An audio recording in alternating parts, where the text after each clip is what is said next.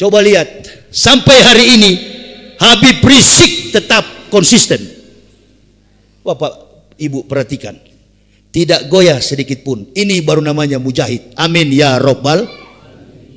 Terus bagaimana Ustadz mengenai terkait dengan kasus? Saya tadi di rest area apa yang terakhir saya sholat zuhur ini, 10 menit langsung keluar Kandeman. Ya, saya habis sholat zuhur itu saya berhenti sedikit karena pusing dari kemarin belum tidur. Saya tidur di rest area sambil minum kopi. 3 orang tanya dari Jakarta, mereka mau ke Lamongan. Ustadz mau kemana? Saya bilang saya mau pergi ke Banjarnegara. Mau tanya Ustadz, tanya apa? Ini lagi ribut ini masalah nasab Ba'alawi dengan Wali Songo. Saya langsung skak mati.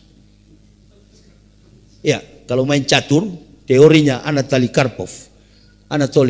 Stop, jangan bicara itu lagi. Betul atau tidak?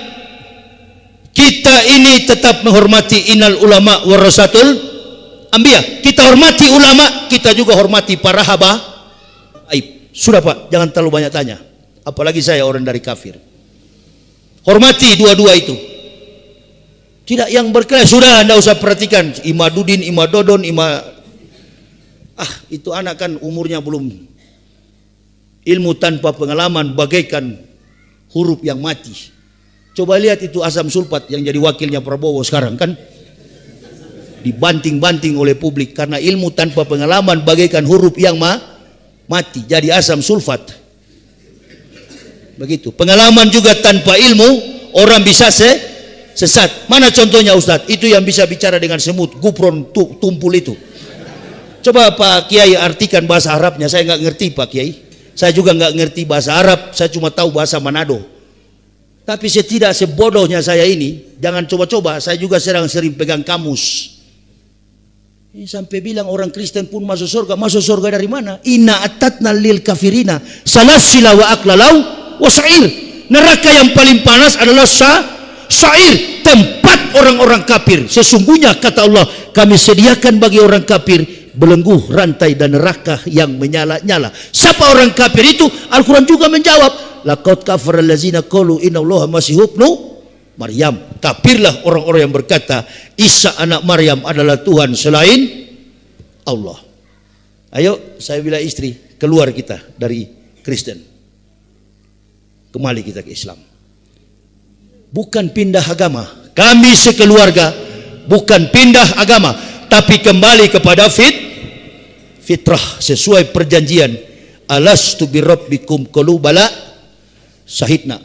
Rocky Gerung sebenarnya begitu bagus analisis setiap ayat, baik secara historical, secara tematis, secara teologis, dan kemudian tampung dalam substansi rasionalitas. Kalau sudah masuk akal dalam konsep sejarah tematis, baru bikin semacam keputusan. Saya begitu, 8 tahun saya kaji. Di mana kami ini dituduh-tuduh kafir dulu? Oh, ayatnya. Berarti bukan orang Islam. Sama dengan kita mengatakan kafir. Marah satu Indonesia.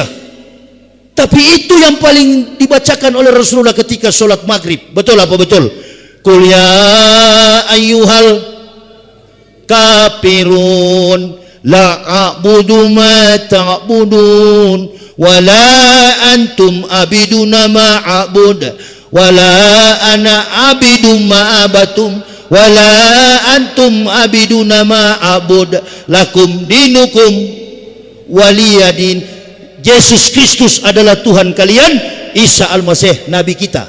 Konsepkan itu dalam pikiran kita. Amin ya Allah ya Rabbal. Coba begitu. Jadi sudahlah, jangan berdebat kita. Isa Al-Masih Nabi kami, Yesus Kristus adalah Tuhan kamu. Jadi kalau berdebat kamu asumsikan Isa adalah Yesus, nggak bakal habis. Bapak Ibu selama ini dibodoh-bodohi oleh YouTuber itu. Satu bukan ahli Kristen, satu juga bukan ahli Islam. Enggak, mereka berdebat itu. Kalau Bapak mau tahu, panggil profesor Kristen dan Islam. Perdebatan mereka cuma di atas teori yang tertulis. Apa namanya? Perdebatan alegoris. Tanya dosen bahasa di sini. Saya nggak pernah tanggapi, nggak pernah saya tanggapi fitnah apapun yang mereka buang ke publik. Saya nggak pernah, karena kelasnya sudah jauh. Kalau mau berdebat, selipkan dulu. Ingat, kita orang Islam mengakui Isa sebagai nabi. Qala ini Abdullahi at-taniyal kitabah wa ja'alani nabiyah wa ja'alani nabiyah. Sekali lagi, wa ja'alani nabiyah. Allah mengutus aku sebagai seorang nabi, bukan sebagai Tuhan. Bagaimana Jokowi ke Korea Selatan 2 minggu, istana ada Jokowi? Kira-kira begitu ya. Nah, baru berdoa bahasa Ibrani, Abinu seba samayem yitkada semeka tabu malkuteka yasresoneka kaasirga ambares etlem hukan utan lanu hayom. Itu bahasa Ibrani. Abinu seba samayem, Bapa kami yang di surga. Doa Bapa kami. Katanya Yesus itu Tuhan, dia berdoa kepada Bapa. Bapa yang mana lagi? Makanya orang Yahudi sema Israel Yahweh Eluhenu Yahweh Ehad hikomantakim dekolama Muhammadin. Dari dulu saya sampaikan begini, ibu bapak sendiri terpengaruh. Oh itu ya bohong, dia pembohong. Hikomantakim dekolama Muhammadin yang mengatakan nama Nabi tercinta Rasulullah Muhammad Sallallahu Alaihi Wasallam. Yahudi pada Wailing Wall, tembok ratapan. Buka di YouTube, terungkap sekarang. Manusia hidup sekarang ini seperti akuarium, ikan di dalam akuarium. Segala hal terungkap. Betulkah Nabi Muhammad disebut-sebut dalam doa ketika orang Yahudi meratap pada tembok ratapan? Adonai jismurkah mikolrah yesemor et nafsetah mikolrah Adonai yismurkah kaufueka me'ata we'at olamin hikomantakim dekalama Muhammadin. Bukan Muhammadin, Muhammadin. Buka di YouTube, ibu bapak. Tapi jangan sekarang, nanti habis saya ceramah. Betul nggak? Dari dulu sudah saya sampaikan, umat Islam semua tenggelam. Ada yang percaya? Ini kalau berdebat nggak kelas lah, nggak kelas. Saya sudah nonton mereka berdebat itu. Ibu bapak yang habis-habisin pulsa. Lebih baik ibu bapak buka Quran. Alif lam mim jalikal kitabul la raiba fi hudalil muttaqin. Ada seorang muslim setiap saat WA sama saya tidak mau angkat. Ustadz, bagaimana caranya supaya saya bisa menghafal ayat-ayat suci kitab Kristen? Karena saya mau berdebat dengan orang Kristen. Kamu Kristen atau Islam? Saya orang Islam Ustadz, nama saya ini. Kamu jangan hafal ayat kafir itu, kamu hafal ayat Quran. Enggak Ustadz, saya mau mengislamkan mereka. Tak ada orang yang masuk Islam kecuali izin. Jangan dipaksa lah, ikra hafidin. Saya islamkan orang ini sudah ribuan kiai, puluhan ribu di Indonesia ini. Bahkan ada satu kampung di Mentawai, Sumatera Barat, jengkel saya ceramah, satu kampung masuk Islam. Buka aja di YouTube. Karena jengkel sama Ustadz Yahya masuk Islam. Terangkan kepada setidak-tidaknya. Ini kalau orang Kristen dengar, ini kan tidak menantang. Yang di Medan paling bagus dengan di Manado. Sementara ceramah di masjid begini, gereja di samping sana. Memang enak sekali baku hantam begitu. Sampai saya bilang itu kawan saya di sebelah sana, pendeta itu, kawan saya, itu kalau mati tempatnya neraka jahanam. Bukan benci ibu bapak, bukan cari muka, bukan cari muka. Sayang kepada mereka. Dokter yang baik ketika mendiagnosa sebuah penyakit dalam diri seorang pasien, dokter akan menggunakan dosis obat sesuai ukuran bagi pasien yang sakit. Tidak ada sakit pinggang lalu diberi obat sakit mah. Tidak ada sakit bisul diberi obat sakit kepala. Itu dokter tidak jujur, namanya malpraktik. Dokter yang jujur berani bicara kebenaran. Kulil hak walau kana muran. Enggak ada. Saya berjalan kemana-mana di bandara, di pelabuhan. Ini ustubi rabbi wa rabbukum. Doanya Musa. Ya Allah, lindungi saya. Lindungi diri saya dalam perjalanan. Berikan saya kekuatan. 3 Juli kemarin saya ke Medan 3 Juli tragedi terjadi. Wallahi, pesawat Citylink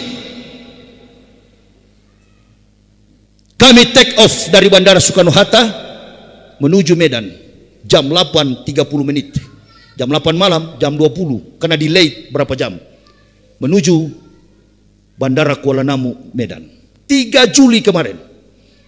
Baru 10 menit dia take off, saya sudah tidak bisa bernapas.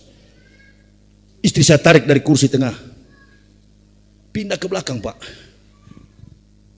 Ada komando dari pramugara dan pramugari, penumpang jangan berdiri, pesawat lagi take off.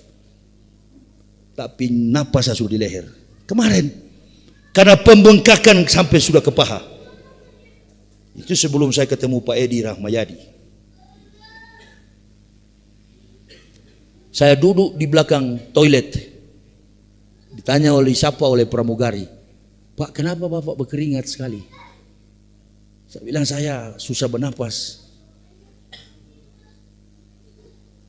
Coba Bapak duduk bisa? Bisa, tapi jangan gantung, jangan gantung. Kalau boleh saya duduk di lantai saja dan kaki saya lurus. Makanya saya tadi sholat minta kursi dan duduk pun harus lurus.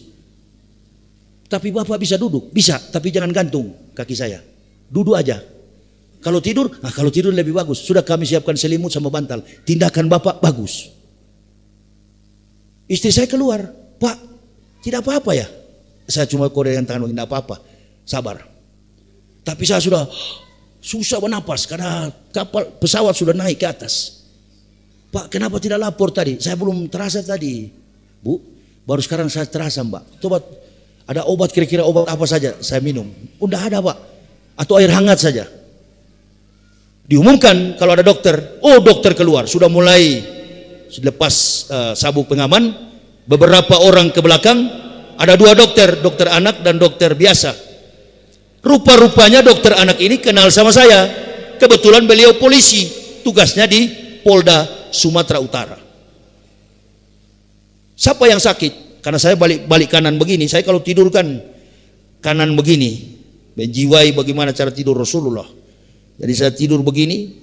Saya pernah ikut pelatihan apa itu di Naksabandia punya ini, Marifatullah, dan 1 malam dari jam ba'da Isya sampai mendekati sholat subuh disuruh tidur dari kanan begini. Hampir verlamen saya pagi, hampir kena stroke. Jadi saya tidur sudah terbiasa ke kanan begini. Dia sapa dari belakang. Siapa pasiennya? Coba saya lihat. Kaget dia. Masya Allah, ini Ustadz Yahya Waloni. Bilang Ustadz Yahya Waloni, satu pesawat situ langsung beberapa orang yang kenal langsung keluar. Tapi bukan cuma Islam di dalam pesawat itu. Karena pesawat itu tidak ditulis ini pesawat Muslim. Mungkin yang kafir dengar, alhamdulillah, bagus mati kau di situ. Pasti doanya begitu. Pasti dia ketawa. Kalau bisa WA, karena handphone mati, dia sudah WA pendetanya. Ini Yahya sudah mau mati di atas pesawat. Padahal tujuan kita hidup adalah mati. Konsistensi kehidupan kita adalah mati. Jangan hidup kalau takut mati. Udah, berdiri dia. Berdiri. Mana. Itu. Wah, bukan orang Islam. Tengok, semua di pesawat itu tengok. Datang Pak Akbar namanya, polisi. Ustadz ada bawa obat. Saya bilang ada obat yang biasa saja dikasih dokter di puskesmas. Ya mana obatnya? Saya lihat. Wah, ini bukan mah, ini penyakit mah. Ini jantung ini Ustadz. Dia spesialis anak tapi tahu kaki saya bengkak. Ini bukan mah, ini karena pertama analisa dokter ya puskesmas lah. Ini katanya cuman GERD. Ditambah waktu saya habis puasa itu juga memang ada mah. Jadi ini bukan ini Ustadz, jantung ini. Untung tidak ke paru-paru. Kalau ke paru-paru bisa langsung meninggal orang. Sudah, angkat sedikit kakinya ada laci yang kosong itu. Saya tidur di situ, dia bawa lemari itu di paling belakang. Kamar mandi, toilet. Saya bukan kamar mandi, toilet pesawat. Saya di belakangnya, di samping pintu keluar itu. Saya sudah gantung kakinya, agak enak. Nah, rupa-rupanya ada dokter perempuan di situ.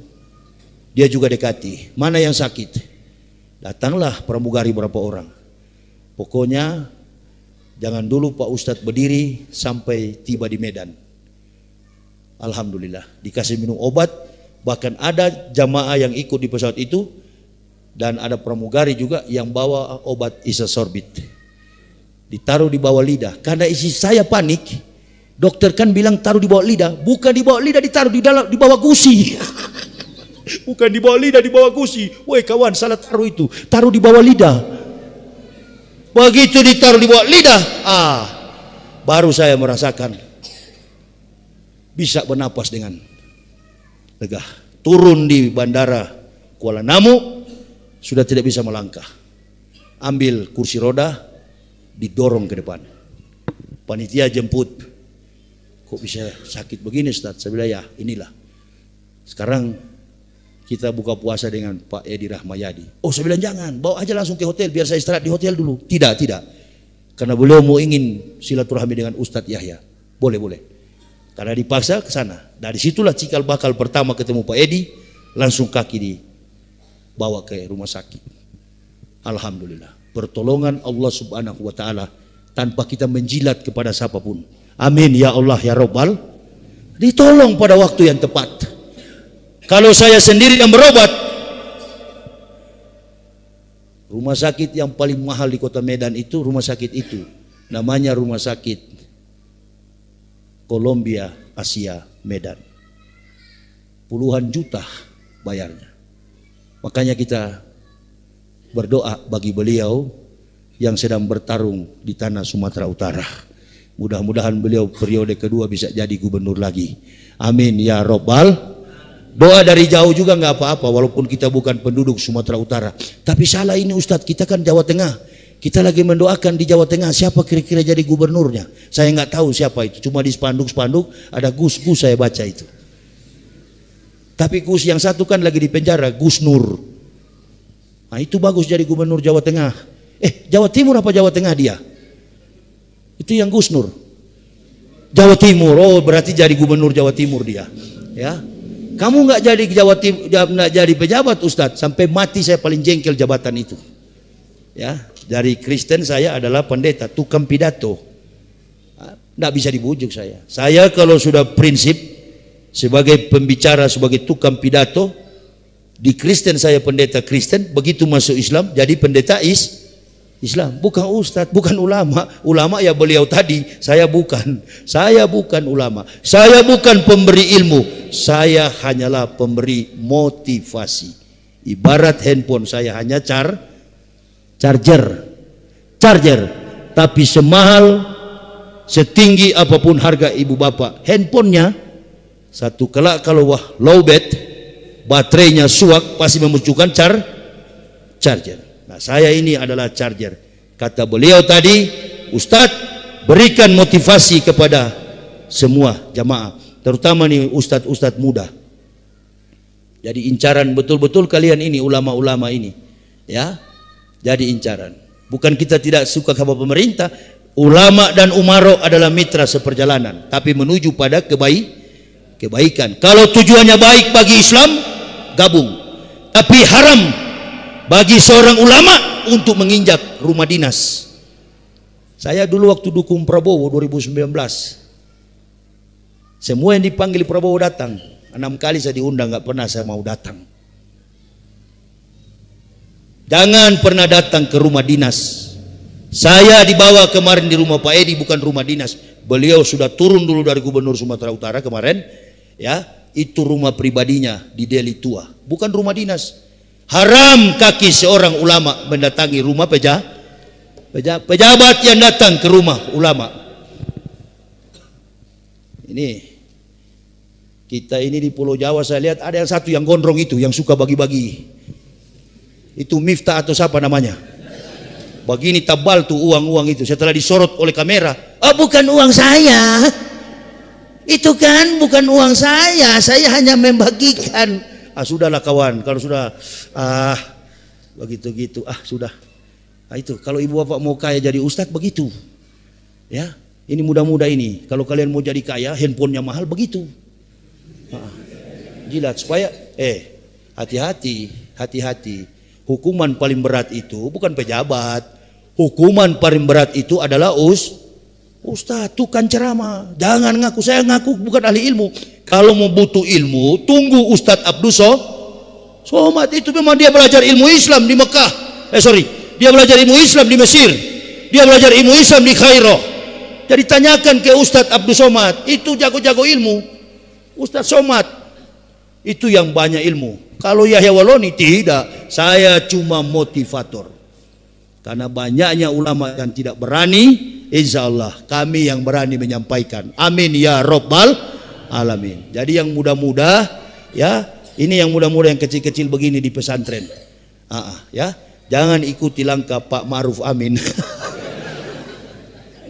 Wah, jengkel sekali Pak Ma'ruf sama saya. Termasuk Jokowi juga jengkel. Diharapkan 10 tahun, 20 tahun Yahya di penjara, cuma 5 bulan. Hei, nyawa dan diriku ini di tangan, di dalam genggaman kekuatan Allah subhanahu wa ta'ala. Makanya kalau Allah mau bekerja dalam diri kita, jangan mengandalkan makhluk. Ya, jalan saja. Pernah saya ceramah dari Madura. Baru masuk Islam. Bawa buku kami di Blige namanya, Blige. Pergi 80 km dari pasar apa itu? Sampang atau apa, masuk ke dalam acara haulan di Madura. Begitu habis acara saya bilang, silakan bagi yang berminat membeli buku saya. Apa kata kiainya? Ustadz, di sini jamaahnya buta-buta huruf. Kawan, 1 biji pun tidak ada yang laku. Marah ini harim saya, istri saya marah pulang. Dia bilang, kamu ketawa-ketawa ya. Kalau kita menyeberang dari apa itu? Dulu belum ada jembatan itu, apa namanya? Dari Suramadu belum. Dulu naik ferry. Dia bilang, kamu ketawa-ketawa Pak. Ini bini saya ini yang datang sekarang. Nanti kalau mobil kita mogok pakai kencingmu. Karena uang jalan kami tinggal amplop yang dikasih dengan sisa uang sedikit dari Jakarta. Sudah kawan, jangan khawatir begitu. Ini Islam. Ya, sudah sebentar. Saya turun dulu. Mau kemana Pak? Saya mau kencing.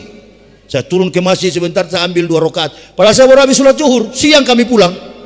Kalau dihitung-hitung dengan amplop itu, nggak cukup ini kami pulang. Ya, 1 biji pun ada yang beli. Saya hibahkan kepada kiai 1 biji. Kenapa Ustadz Babuku di sini buta-buta huruf? Di kampung jauh sekali. Saya pergi ke masjid, saya banting 2 rakaat di situ. Sholat. Hanya pendek doa saya. Bukan saya ya Allah, bini saya. Dia khawatir kita nggak punya apa-apa. Jangan permalukan iman kami di hadapan orang kafir dan orang munafik. Pelihara kami. Keluar kami turun dari pelabuhan, lewat jalan Darmo, bertemu pengurus masjid Al-Falah Darmo, Surabaya. Pertama kali saya berdakwah di Surabaya. Ustadz Yahya ini kan, tergantung siapa yang tanya, saya bilang, saya ini Ustadz orang Makassar separuh, ibu saya orang Jawa. Saya pengurus masjid terbesar kedua setelah masjid Masjid Nasional Al-Akbar kalau apa di Waru. Ustadz, boleh nggak kita bawa ke Masjid Darmo? Ustadz bikin tausiah. 1 mobil buku itu dibayar oleh cuma dibayar oleh 1 orang. Kau tadi mau menangis tadi pagi kan? Kau lihat itu uang itu, bukan uang dikasih cek berapa ratus juta itu, lebih-lebih daripada harga buku. Menangis lagi kamu? Iya Pak, saya menangis karena merasa bersalah.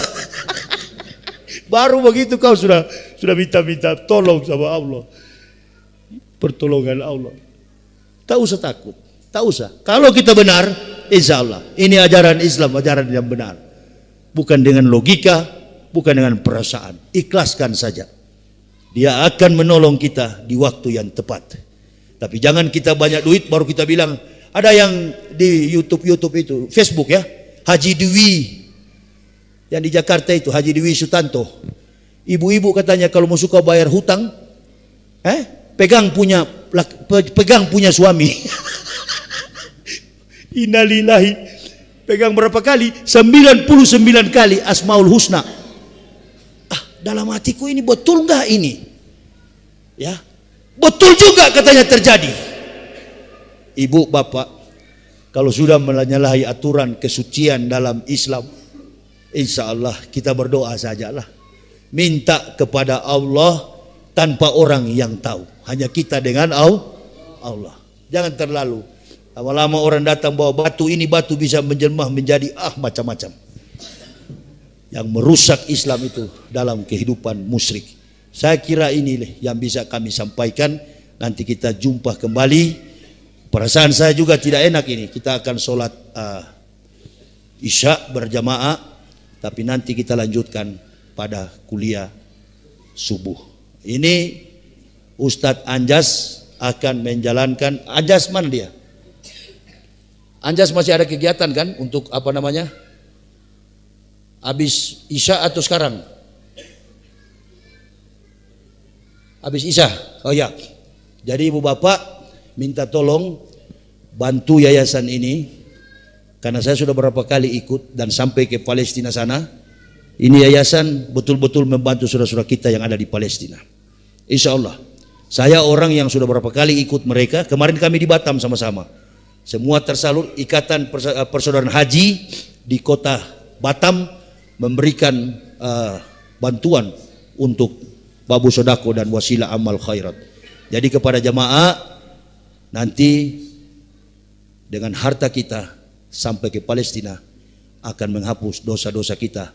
Ketika itu berubah menjadi makanan, menjadi minuman bagi saudara-saudara kita yang tertindas oleh kejahatan Yahudi laknatullah yang ada di Israel, Palestina. Ya itulah yang bisa kami sampaikan, dan jangan dulu bubar. Kita akan menjalankan infak, tawaran-tawaran dari Ustadz Anjas yang beliau lebih tahu akan menyampaikan kepada ibu bapak.